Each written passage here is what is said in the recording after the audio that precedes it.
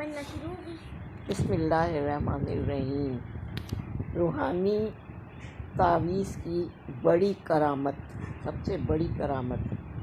मेरी बेटी शादी होके पहले बहरीन गई थी। उसका शौहर बहरीन में जॉब करता था, एक जापानी मोटर कंपनी में अकाउंटेंट था, हेड अकाउंटेंट।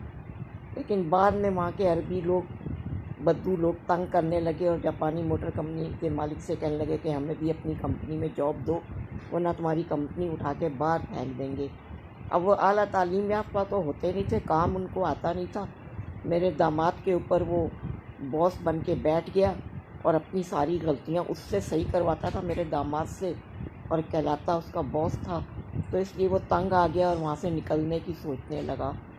तो मेरी बेटी ने मुझसे फ़ोन पर यही तावीज़ मांगा अमेरिका के वीज़े के लिए, और मैंने बाय पोस्ट उसको भेजा।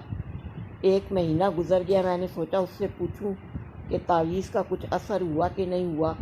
जब मैंने उसको फ़ोन किया तो पता चला कि वो अमेरिका से बोल रही है और वो अमेरिका पहुंच के वहाँ पे शिफ्ट भी हो चुकी है।